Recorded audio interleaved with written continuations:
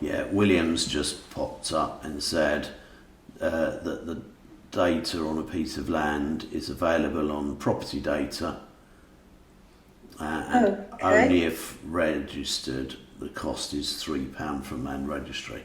That's if the land is registered, but if it's prior to a certain date, it'll be unregistered, so therefore you won't know who it is that owns it. But if it's been registered, then it will be on there. All right.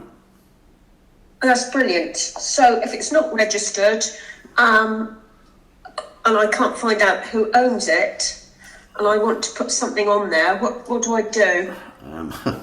I'd almost fence it off and put a notice up to say that you can actually put a notice up, and it's called adverse possession.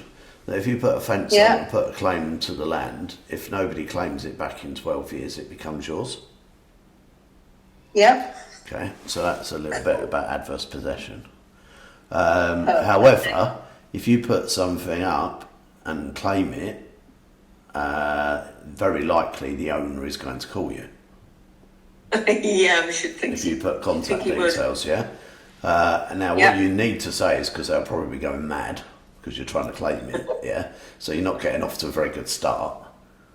But you could turn around and say, look, I've just been trying to contact who owns it, and I was suggested by my mentor that this was the best way to do it.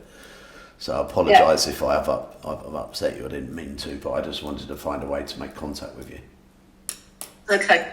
All right. Yeah, fine, thank you. I've got a property that I parked a car on and put a fence round, and I parked the car on it because the car's registered in my name, and I did that about 8 years ago, and I've got another 4 years to go.